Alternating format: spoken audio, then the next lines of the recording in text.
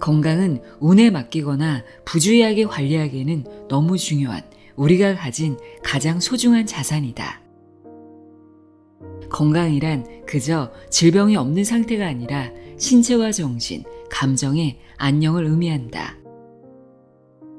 이는 슬프지 않음과 행복함의 차이와 같다. 아프지 않은 것을 넘어 진정한 건강을 경험할 준비가 되었는가?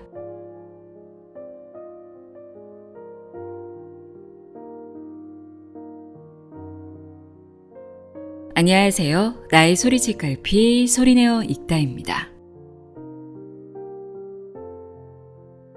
식사를 잘하고도 달달한 게 당겨서 빵이나 과자 등을 먹는 습관이 있는 분들 계시죠? 제가 그런데요.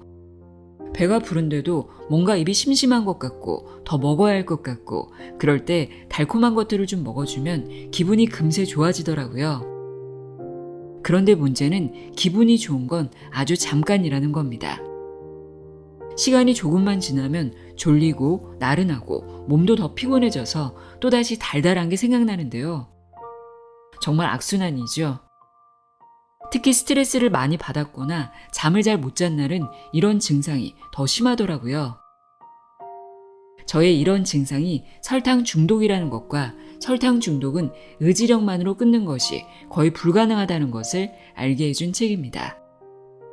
데릴 지오프리의 설탕 중독입니다. 저자는 영양학자이자 척추교정 전문의 카이로프랙터입니다. 저자 역시 심각한 설탕 중독자였는데요. 3주 만에 설탕을 끊고 3개월 만에 19kg을 감량합니다. 자신의 이러한 경험을 바탕으로 누구나 쉽게 따라할 수 있는 탈설탕 프로그램을 만들었고 지난 20년 동안 12만 명이 이 방법으로 건강과 삶의 활력을 되찾았다고 합니다. 설탕이 몸에 해롭다는 건 알고 있었지만 이 책을 읽고 설탕에 대해 아주 제대로 알 수 있었는데요. 설탕의 중독성이 생각보다 강력하더라고요. 마약인 코카인보다 무려 8배 더 강력하다고 합니다. 그리고 장내 환경을 파괴해 장 건강에 악영향을 미쳐 장 누수까지 일으킨다고 합니다. 뿐만 아니라 과당은 알코올처럼 독소물질로 대사하기 때문에 간 건강에도 큰 위험을 초래할 수 있다고 하는데요. 이렇게 몸에 해로운 설탕, 의지력만으로 끊을 수 없다면 도대체 어떻게 해야 할까요? 저자가 제시하는 탈설탕 프로그램은 의지력을 앞세워 먹지 않아야 할 것들을 강조하는 것이 아니라 더해야 할 것이 무엇인지 알려줍니다. 빼지 말고 더하라는 건데요. 더해야 할 것은 건강한 지방과 식물 섬유질, 더 많은 미네랄입니다. 이런 것들을 식단에 추가하면 자연스럽게 설탕과 탄수화물에 대한 갈망을 몰아낼 수 있다고 하는데요. 그럼 지금부터 의지력만으로 이길 수 없는 설탕 중독, 어떻게 하면 벗어날 수 있는지 좀 더 자세히 알아보도록 하겠습니다. 데릴 지오프리의 설탕 중독, 내용의 일부를 읽어드립니다. 귀 기울여 들어보세요. 세상의 모든 지혜를 읽어드리는 소리내어 읽다. 구독과 좋아요, 공유는 큰 힘이 됩니다.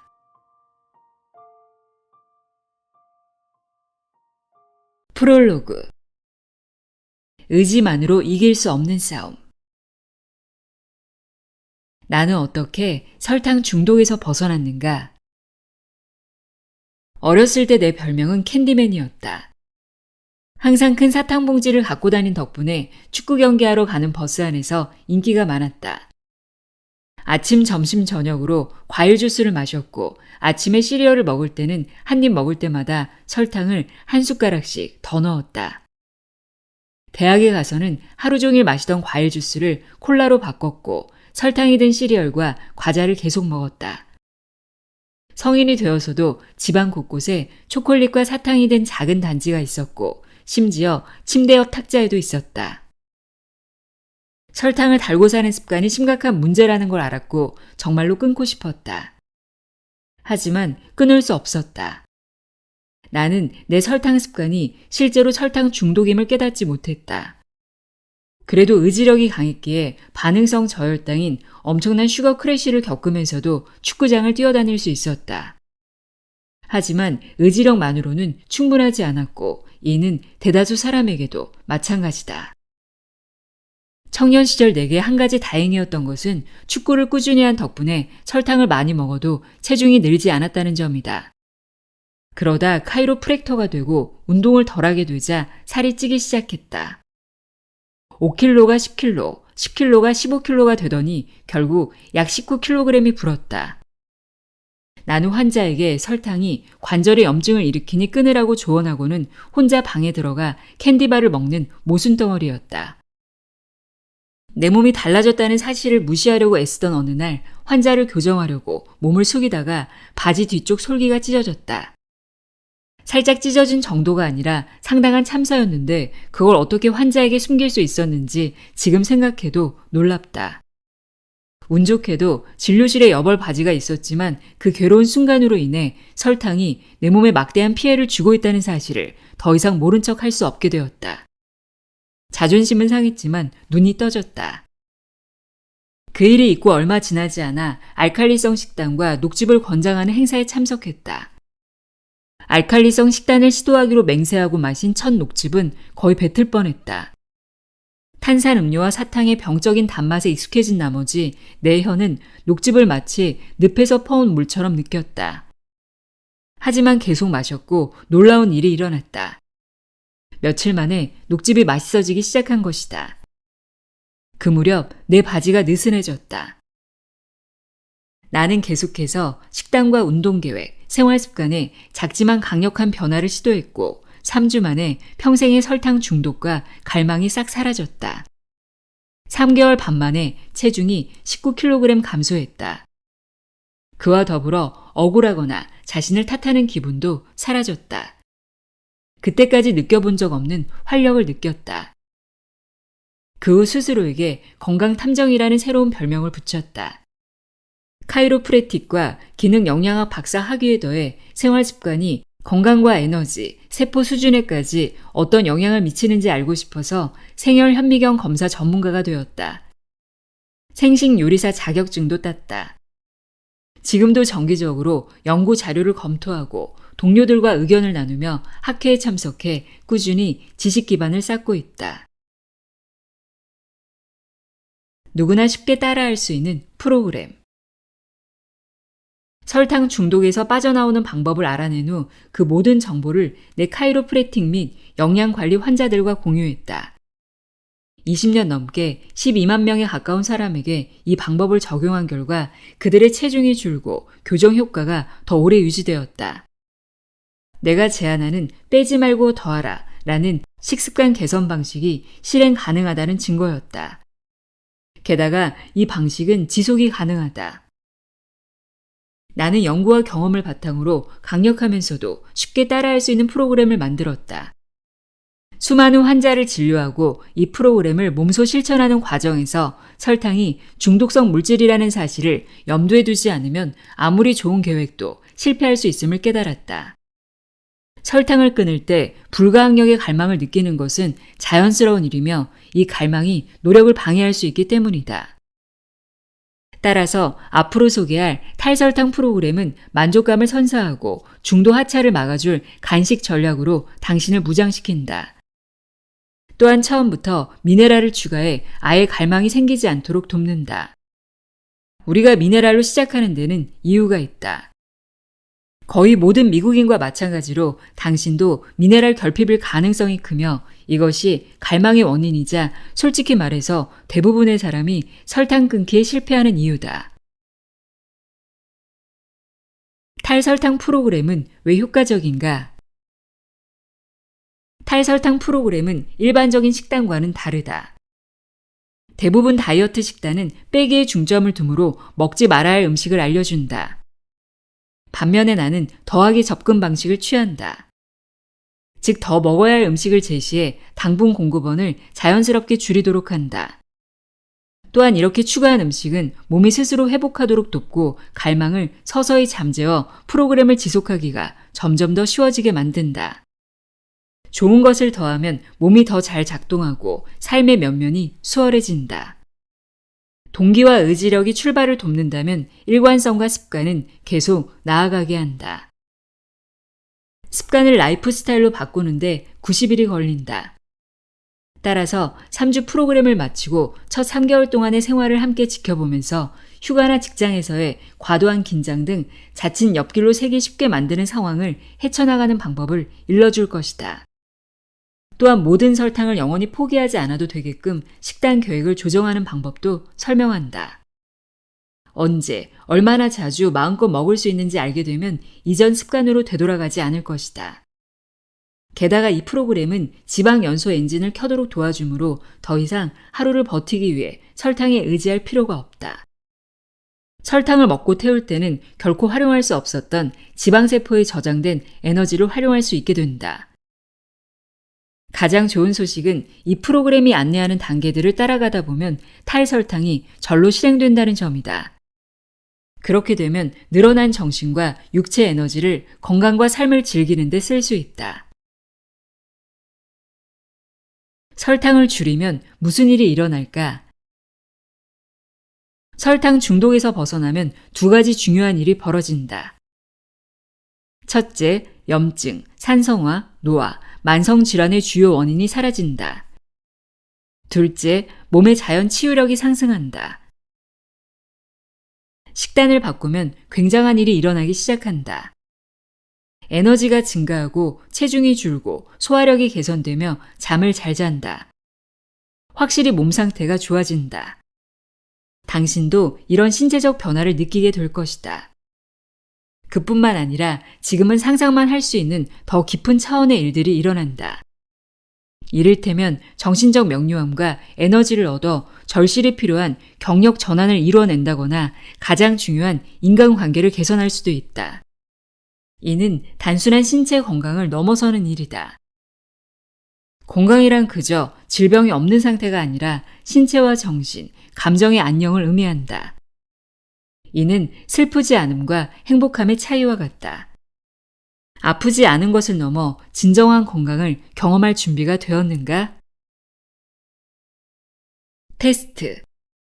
나의 설탕 중독 점수는? 이 테스트는 당 중독일 때 경험할 수 있는 신체적, 정신적 증상을 평가한다. 몸이 무엇을 말하려고 하는지 확실히 알 수 있게 고안되었다.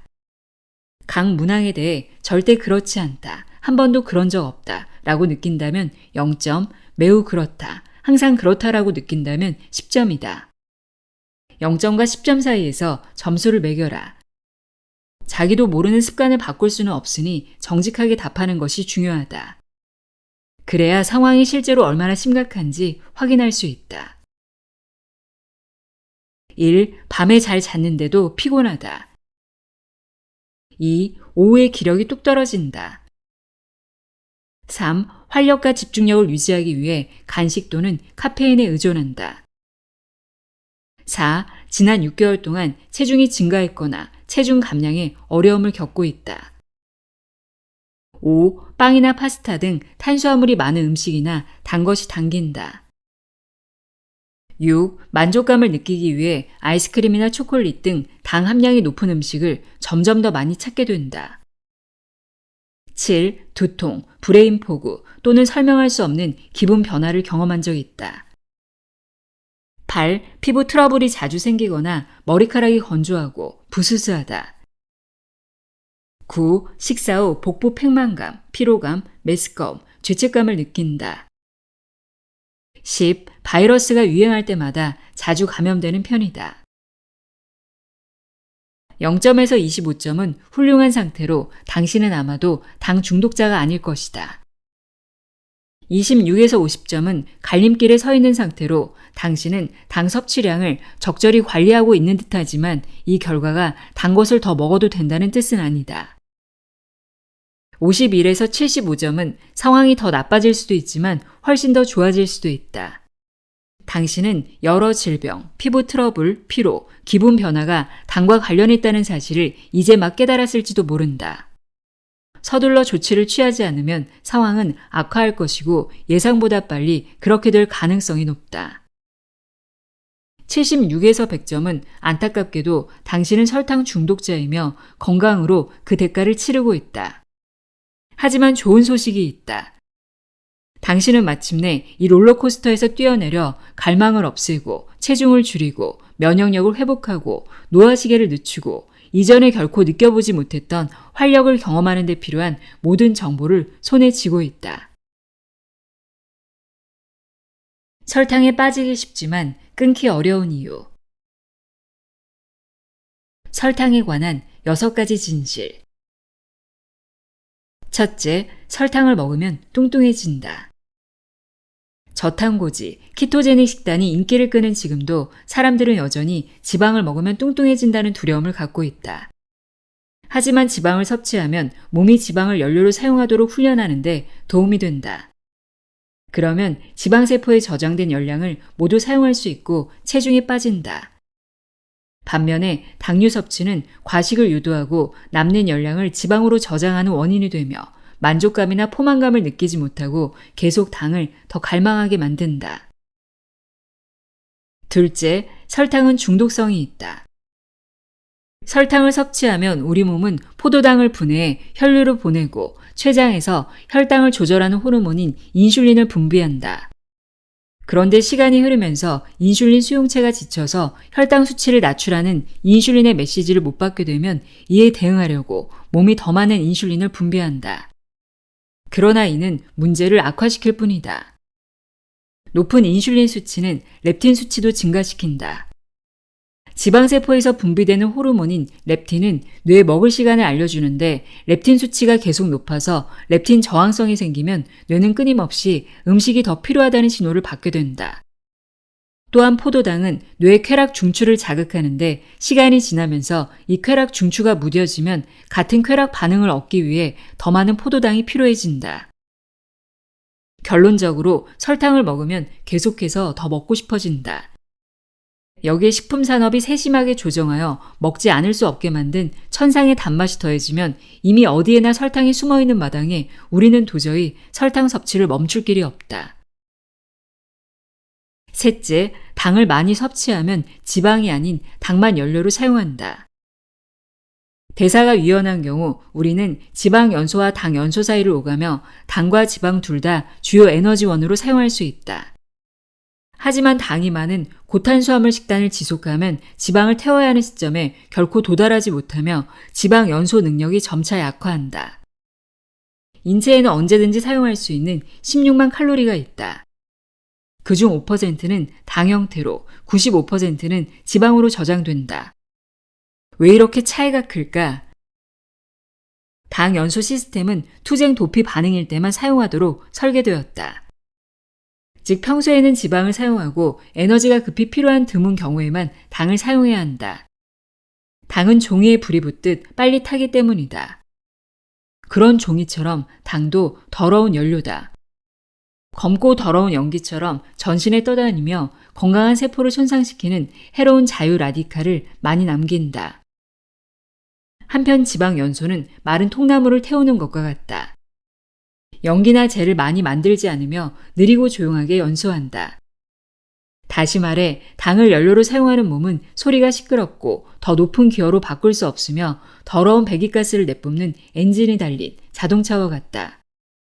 반면에 지방 연소는 주행하는 동안 자체 충전이 가능하고 배기가스를 배출하지 않는 효율적인 전기 자동차와 비슷하다. 넷째, 모든 당이 똑같이 만들어지는 것은 아니다. 분명히 말하지만 과일이든 천연당이든 가공식품에 첨가된 당이든 모든 당은 똑같이 호르몬을 급증시켜 배고프게 하고 지방을 늘리며 정신을 흐리멍덩하게 만든다. 하지만 메이오 클리닉 회보에 발표된 여러 연구를 2015년에 검토한 결과 과당이라는 당은 다른 당보다 몸에 더 해롭다는 결론이 나왔다. 과당은 포도당이나 자당, 기타 형태의 당만큼 소화기관에서 잘 흡수되지 않는다. 즉 더 많은 과당이 간으로 전달되어 인슐린 저항성, 지방간 질환, 중성지방 생성, 제2형 당뇨병 등 다양한 만성질환에 이바지한다. 이는 마치 바다에서 기분 좋게 가벼운 수영을 하려고 했는데 쓰나미에 휩쓸리는 것과 같다. 또한 첨가당은 자연적으로 만들어진 당보다 더 해롭다고도 밝혀졌다. 예를 들어 과일에는 과당이 많이 들어있지만 함께 든 섬유질이 당 흡수 속도를 늦추고 다양한 식물성 영양소와 미네랄이 인체에 해로운 영향을 상쇄한다. 하지만 과일 주스는 이런 섬유질이 제거된 상태이며 오렌지 주스 한 잔으로 오렌지 4개에 해당하는 과당을 섭취할 수 있다. 한마디로 주스는 미화한 설탕물이다.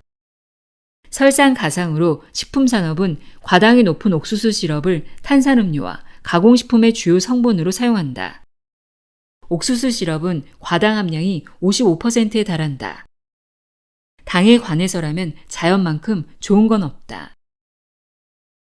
5째, 우리 식단에는 여러 가지 당 공급원이 있다. 혈당 수치를 높이고 당 연소 상태에 빠지게 하며 장 건강을 파괴하는 3가지 식품의 첫 글자를 따서 나는 WMDS라고 부른다.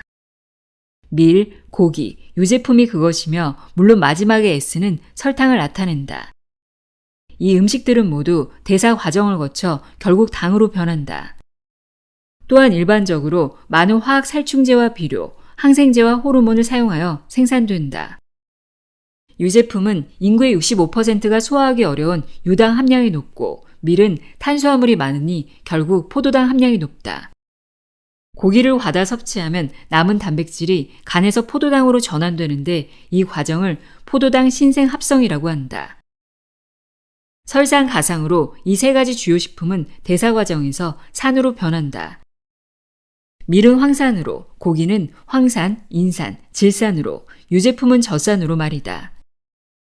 인체는 산을 중화하기 위해 미네랄이 필요하며 이 때문에 미네랄 결핍이 생기고 당 갈망이 더 심해진다.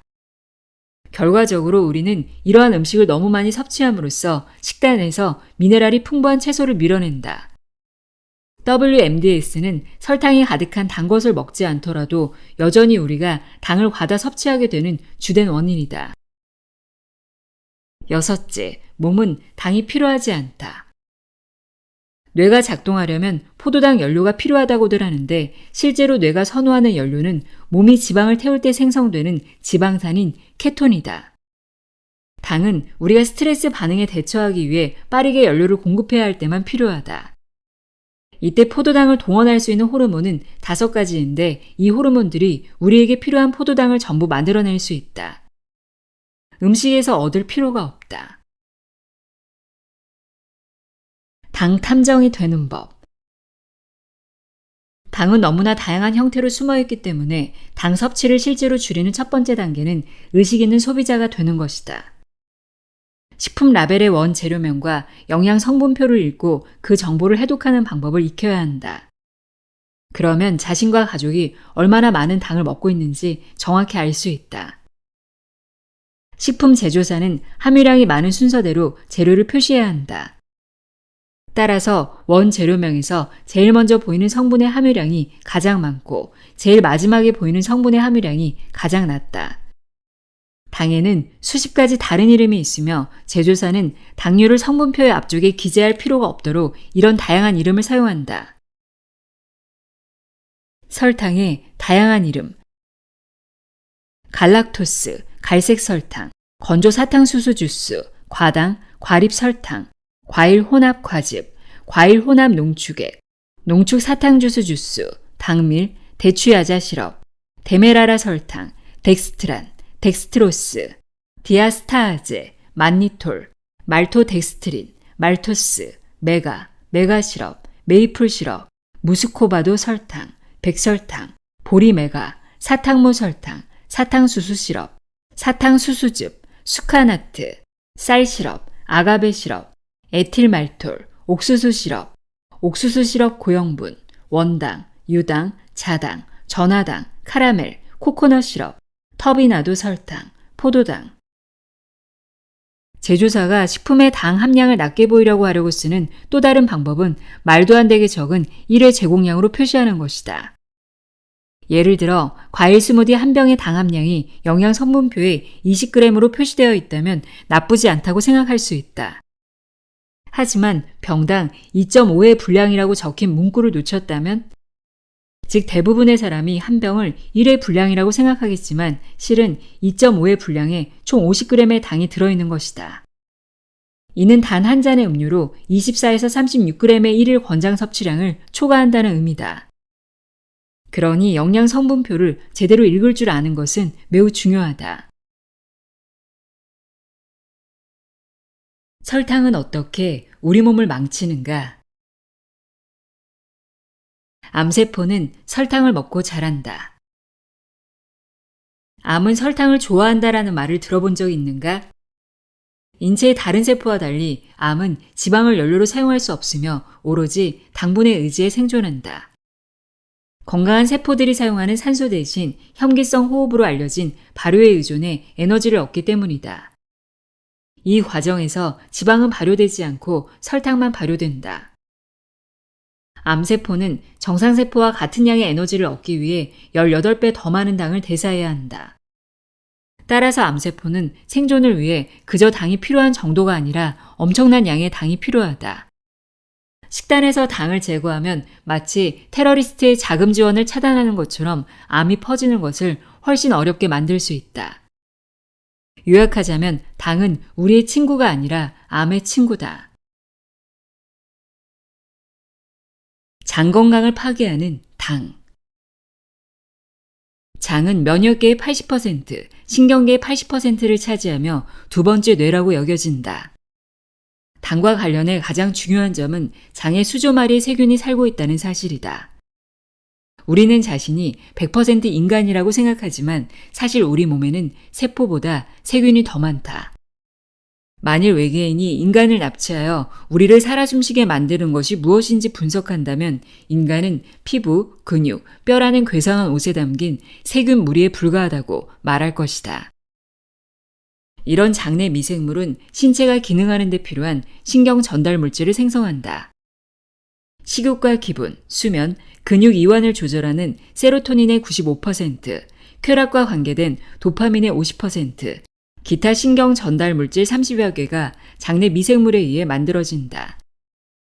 미생물은 몸이 섭취한 물질이 친구인지 적인지 판별하는 데 도움을 주기도 한다.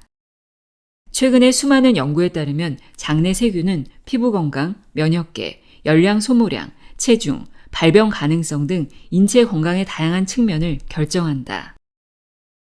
위장관에 사는 세균 대부분은 우리에게 좋은 친구들이다. 즉 건강을 지키고 몸에 이로운 일을 한다. 그러나 일부는 아무 이득도 해도 주지 않은 세균이 있는가 하면 몸에 나쁜 영향을 미쳐 질병이나 불편한 증상을 일으키는 세균도 있다. 몸이 건강하고 균형 상태에 있으면 풍요로운 장내 환경에서 세균이 번성하므로 우리는 이들이 제공하는 다양한 이점을 누릴 수 있다. 하지만 세균은 야구에서 양손을 다 쓰는 타자처럼 유익할 수도 있고 질병을 불러올 수도 있다. 설탕, 항생제, 곡물, 인공감미료, 스트레스, 프로바이오틱스 감소 등 인체에 스트레스를 주는 요인과 위산 분비 억제제 같은 약물, 화학물질은 장내 환경을 산성화하고 염증을 일으켜 더 많은 세균을 어둠의 세계로 몰아넣는다. 나쁜 세균을 제거하는 유일하고 지속적인 방법은 장내 환경을 건강하지 않게 만드는 음식을 끊는 것이다. 질문을 하나 해보자. 쓰레기가 가득 찬 양동이에 쥐가 들끓는다면 누가 누구를 불러온 걸까? 쥐가 쓰레기를 불러왔을까? 아니면 쓰레기가 쥐를 불러왔을까? 맞다. 쓰레기가 쥐를 불렀다. 독약을 쳐서 쥐를 죽일 수도 있지만 결국 쥐는 또 나타날 것이다. 세균이 돌아오면 몸은 훨씬 더 나빠진다. 약이 환경을 더 유독하게 만들었기 때문이다. 약을 끊고 쓰레기를 치워야만 쥐가 사라질 것이다. 즉, 환경을 유지 관리해야 한다. 설탕 및 인공감미료는 장내 환경을 파괴하여 장 건강에 악영향을 미치는 최악의 흉악범이다. 설탕은 젖산으로 분해되며 이름에서 짐작할 수 있듯이 젖산은 산이다. 산이 무슨 일을 하는지 생각해보라. 금속을 부식시켜 자를 수도 있다. 설탕을 먹으면 시간이 지나면서 장누수가 생겨 독소, 곰팡이, 소화되지 않은 단백질, 효모, 미코톡신과 같은 온갖 물질이 혈류로 자유롭게 흘러들 수 있다. 80%의 사람이 장 내벽에 어느 정도 누수가 있다고 추정되지만 내 경험상으론 100%에 가까웠다. 현대인의 독소 문제를 고려하면 장누수를 피하는 것은 거의 불가능하다.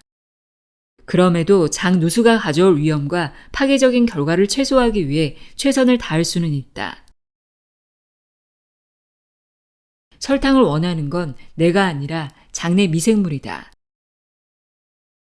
설탕이 든 음식을 많이 먹으면 건강에 좋지 않은 세균, 독소, 기생충, 곰팡이, 효모가 생겨난다. 이 유기체들은 생존하기 위해 당이 필요하며 실제로 당분을 좋아한다. 그래서 나는 엄밀히 말하면 우리 자신이 아니라 장내 미생물이 설탕을 갈망하는 것이라고 말한다. 무려 97%의 여성과 68%의 남성이 특정 음식에 대한 갈망을 경험했다고 보고한다.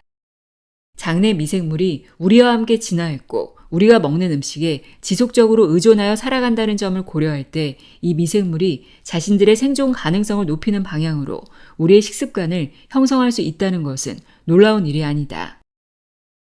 엄청나게 흔한 해로운 미생물의 한 종류는 효모, 특히 칸디다라고도 알려진 칸디다 알비칸스다.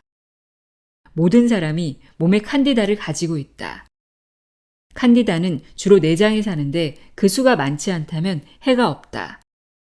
그러나 과다 증식하면 혈액을 포함해 신체 전반에 큰 피해를 줄 수 있고 건강의 모든 영역에 영향을 미칠 수 있다. 많은 사람이 칸디다 과증식 상태인데도 그 사실을 모른다는 것이 문제다. 남성과 여성 모두 칸디다가 과증식할 수 있고 신체 여기저기에 퍼질 수 있다. 실제로 칸디다 지렴이 있다면 아마도 이 효모가 전신에 과증식했다는 의미일 것이다. 칸디다는 여러 가지 이유로 당이 필요하다.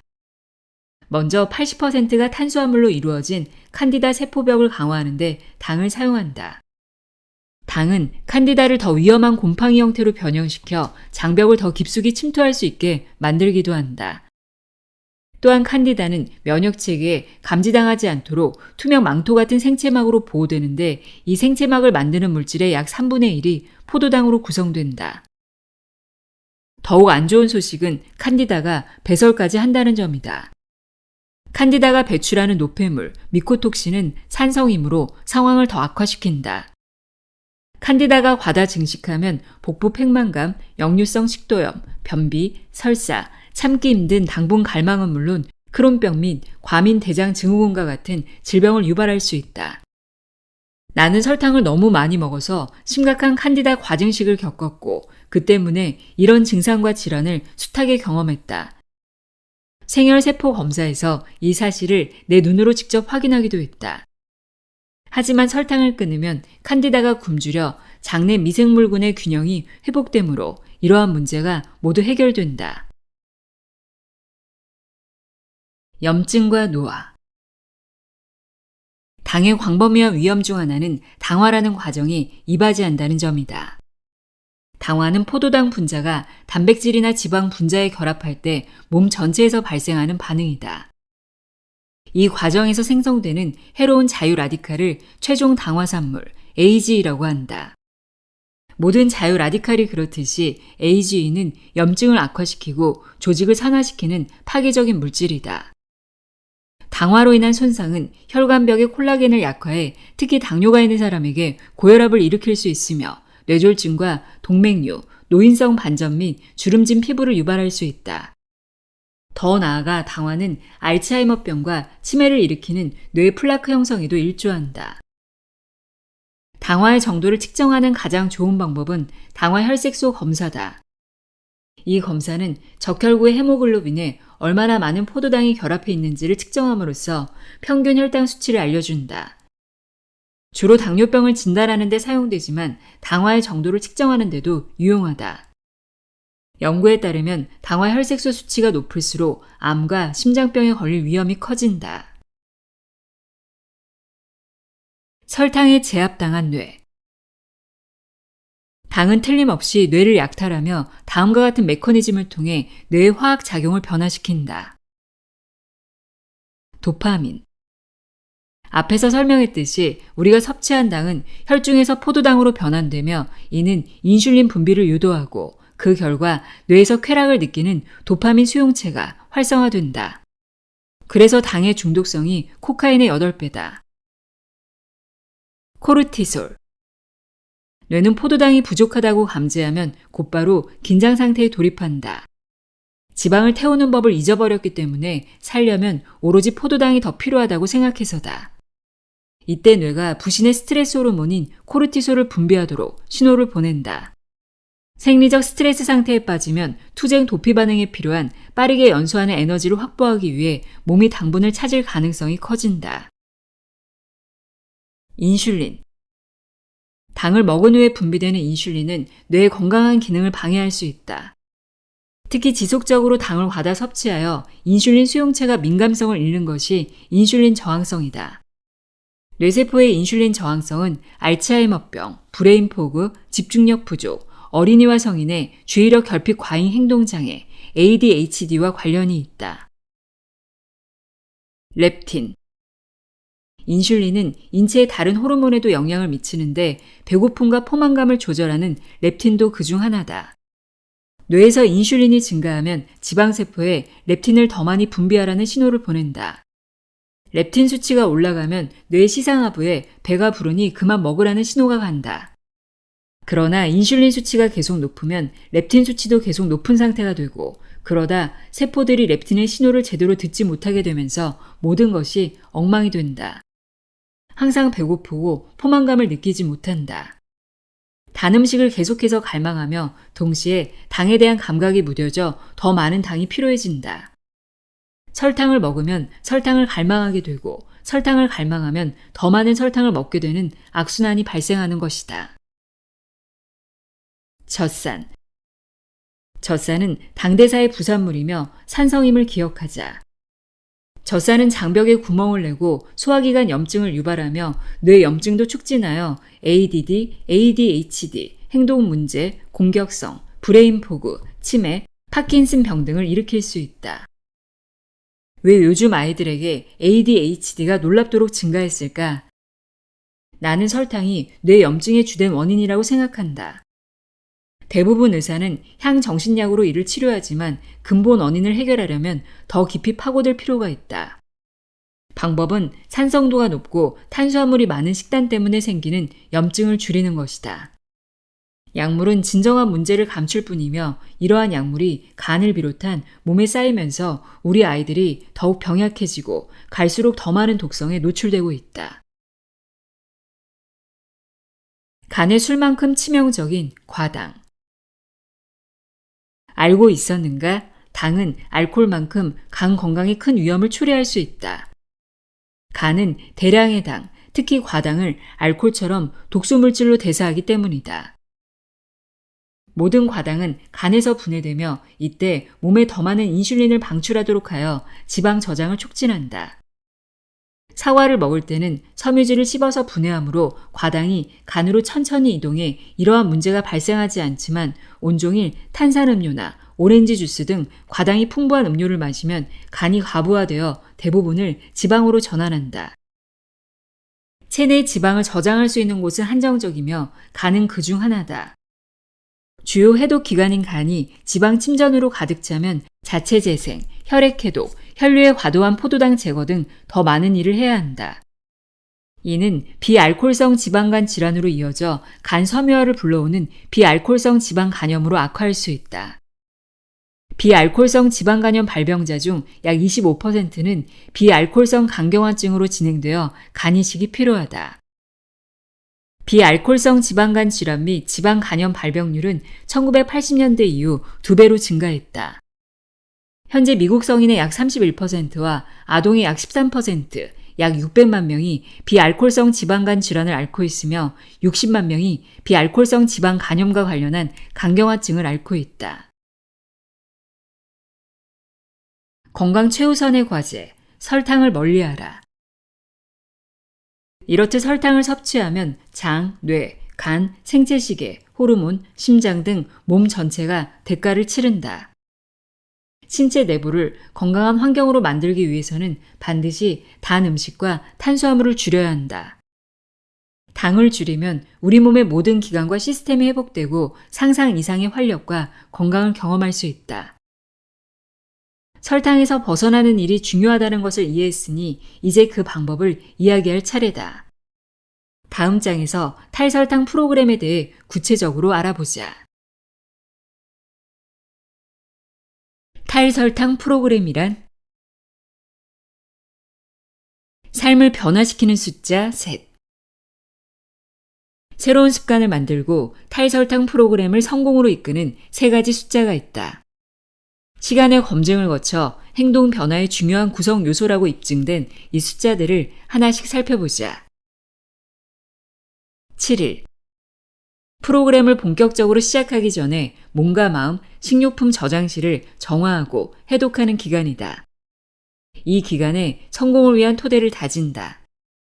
마치 농부처럼 질 좋은 토양을 준비하면 일일 식단을 바꾸기 시작할 때 몸에서 당신이 공급하는 좋은 음식들을 흡수할 준비가 될 것이다. 그러면 당신은 날아오를 수 있다. 설탕을 멀리하려면 신체만큼이나 마음가짐도 달라져야 한다. 21일. 습관을 들이는 기간이다. 3주는 시작하기도 전에 포기할 만큼 길진 않지만 진지한 추진력을 얻고 시련을 극복하면서 결의를 다지기에 충분한 시간이다. 90일. 새로운 습관이 삶의 뿌리를 내리는 데 걸리는 시간이다. 다이어트는 목표 체중에 도달할 때까지 실행하고 이후에는 이전의 식습관으로 돌아간다. 하지만 탈설탕 프로그램은 다이어트가 아닌 라이프 스타일을 지향한다. 다시는 절대 설탕을 먹지 않을 거라는 의미가 아니다. 이 프로그램으로 갈망이 사라지고 설탕을 좋아하지 않도록 맛봉오리가 바뀌기 때문이다. 그리고 식단의 다양성을 고려하여 원할 때 가끔 간식을 먹을 수도 있다. 하지만 미각이 바뀌면 맛있는 간식에 대한 정의도 바뀌지 않을까?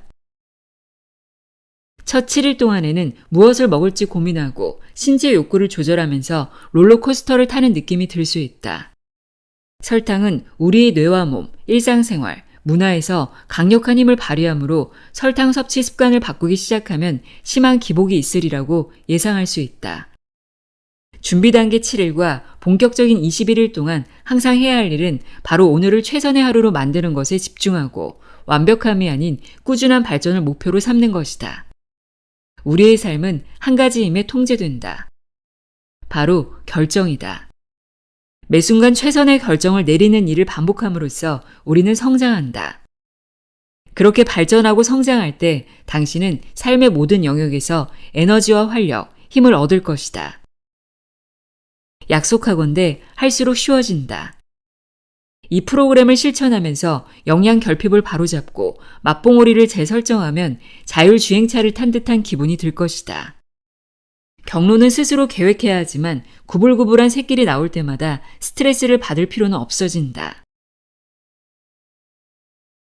세 가지 원칙.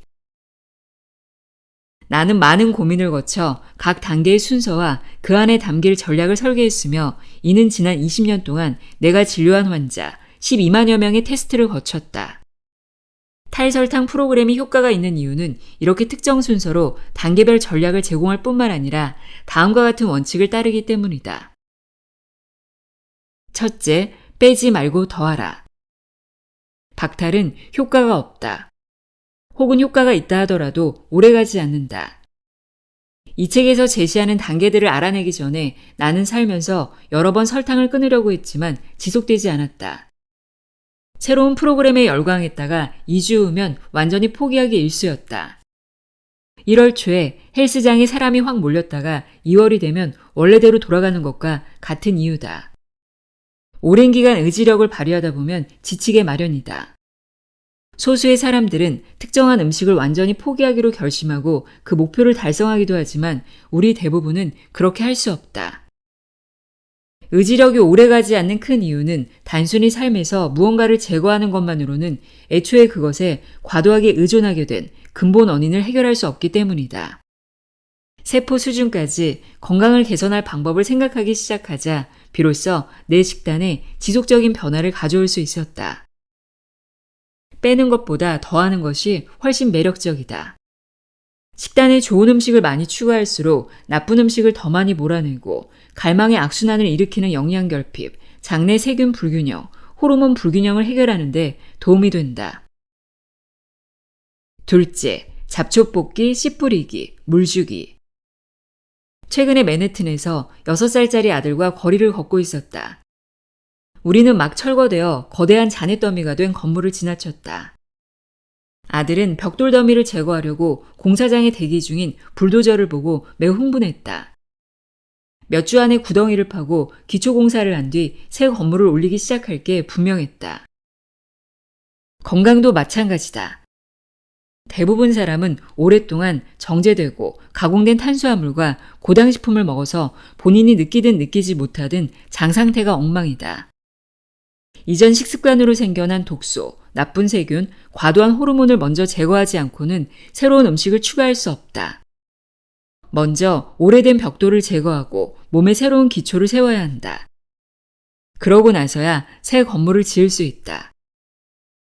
그래서 탈설탕 프로그램은 잡초 뽑기, 씨 뿌리기, 물 주기의 3가지 점진적 단계로 구성되어 있다. 첫 7일간의 잡초 뽑기 기간에는 몸과 마음, 식료품 저장실에서 설탕을 제거하는 해독 작업을 한다. 그 다음 21일 동안에는 미네랄과 지방 등 영양소를 추가하여 새로운 건강의 씨앗을 뿌린다. 마지막으로 90일간 짙은 녹색 알칼리성 채소, 깨끗한 키토제닉 지방, 적당한 단백질, 낮은 탄수화물을 기초로 한 강력한 식단으로 우리 몸이 잘 자라도록 물을 줄 수 있다. 이는 다이어트를 넘어서 건강하고 활력이 넘치도록 설계된 라이프 스타일이다. 셋째, 각 단계는 그 전 단계에 기반한다.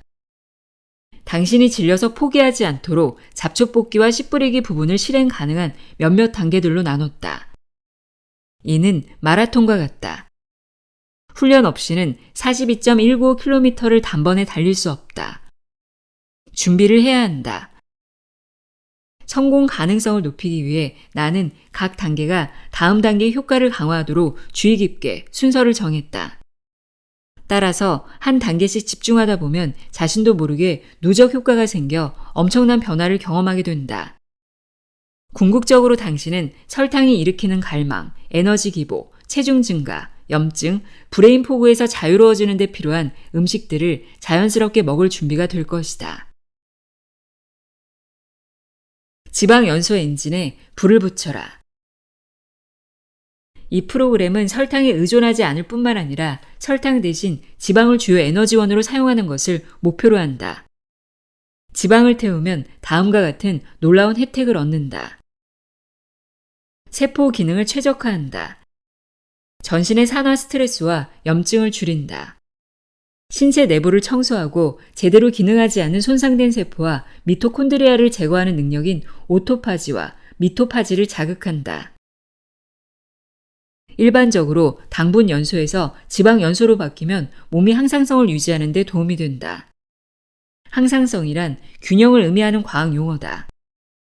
항상성을 유지할 때 몸은 본래 시스템대로 스스로 치유할 수 있다. 예를 들어 베어서 상처를 입었을 때 반창고와 연고가 상처를 낫게 하는 것이 아니라 몸이 스스로를 치유한다. 지방을 태우기 시작하면 신체 내부에서부터 치유 에너지가 확보된다. 지방 연소 모드로 전환하는 기본 원리는 다음과 같다. 탄수화물을 줄인다. 지방과 미네랄을 늘린다. 주로 식물 단백질을 적당량만 먹는다.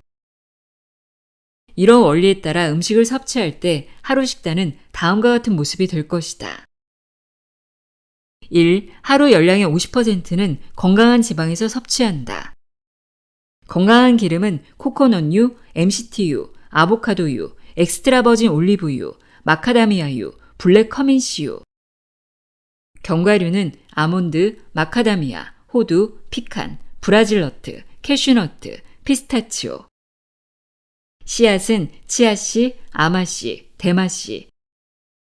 견과류 버터는 아몬드, 코코넛, 카카오, 마카다미아, 타이니 버터. 그리고 아보카도. 2. 하루 열량의 20%는 미네랄이 풍부하고 녹말이 없는 채소에서 섭취한다. 짙은 녹색잎 채소, 시금치, 케일, 물냉이, 로메인 등. 배춧가 채소, 브로콜리, 콜리플라워, 청경채 등. 유황이 든 채소, 양파, 무, 양배추 등. 3. 하루 열량의 20%는 단백질에서 섭취한다. 시원산어류, 목초 먹인 동물 단백질. 4. 하루 열량의 10%는 섬유질이 풍부하고 천천히 타는 탄수화물과 저당 과일에서 섭취한다.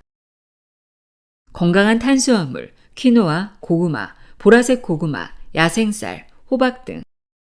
과일, 블루베리, 자몽, 딸기, 사과, 수박 등.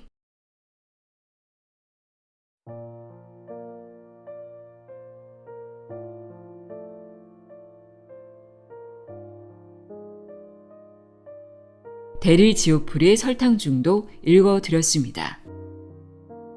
이번 시간을 통해 설탕 중독에 대한 심각성을 인식하고 탈설탕 프로그램을 제대로 실천해 보고 싶다는 결심을 하셨다면 이 책을 직접 읽어보셨으면 하는 바람입니다.